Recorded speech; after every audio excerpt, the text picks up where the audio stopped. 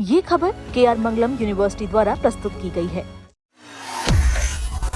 उत्तर प्रदेश के लाखों युवाओं के लिए एक बड़ी खबर सामने आई है। नौकरी की तलाश, कौशल प्रशिक्षण और स्वरोजगार की चुनौतियों से जूझ रहे युवाओं को अब एक ही मंच पर कई सुविधाएं उपलब्ध कराने की तैयारी की जा रही है। राज्य सरकार ने ऐसी व्यवस्था बनाने का खाका तैयार किया है जिसके जरिए हर साल लाखों युवाओं को प्रशिक्षण और रोजगार के अवसर मिल सकेंगे। इस पूरी योजना को सरदार वल्लभ भाई पटेल रोजगार एवं औद्योगिक क्षेत्र परियोजना के तहत आगे बढ़ाया जा रहा है। सरकार का उद्देश्य युवाओं को उद्योगों की जरूरतों के अनुरूप प्रशिक्षित करना और उन्हें सीधे रोजगार से जोड़ना है।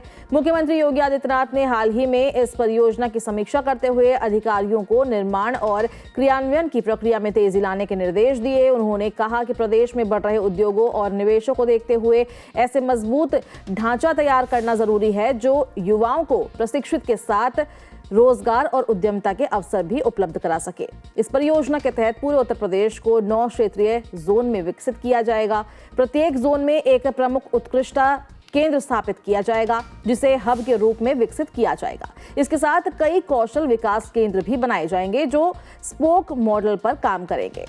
हब केंद्रों में आधुनिक तकनीकी प्रशिक्षण, अनुसंधान, नवाचार प्रशिक्षक, प्रशिक्षण मूल्यांकन, प्लेसमेंट और करियर से जुड़ी सेवाएं उपलब्ध कराई जाएगी। वहीं स्पोक केंद्र स्थानीय जरूरतों और उद्योगों की मांग के अनुसार युवाओं को प्रशिक्षण देंगे।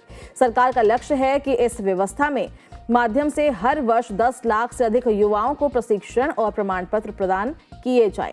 इसके अलावा 10 लाख से अधिक रोजगार मिलान यानी जॉब मैचिंग की प्रक्रिया भी पूरी की जाएगी। सबसे अहम बात यह है कि प्रशिक्षण प्राप्त करने वाले युवाओं के लिए 80% तक प्लेसमेंट सुनिश्चित करने की योजना बनाई गई है। यानी प्रशिक्षण पूरा होने के बाद बड़ी संख्या में युवाओं को रोजगार मिलने की संभावना बढ़ेगी।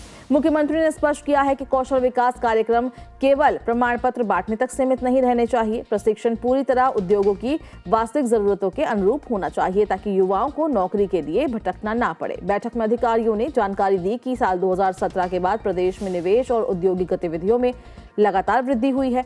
नए उद्योगों के आने से कुशल मानव संसाधन की मांग भी तेजी से बढ़ रही है। इसी जरूरत को ध्यान में रखते हुए इस परियोजना की परिकल्पना की गई है।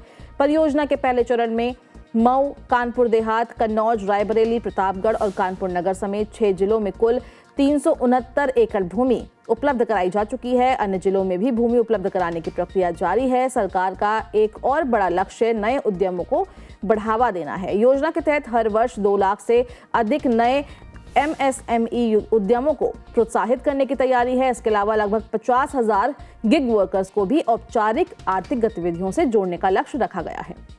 बैठक में यह भी बताया गया कि इस परियोजना में अंतर्राष्ट्रीय अनुभवों का लाभ लिया जाएगा।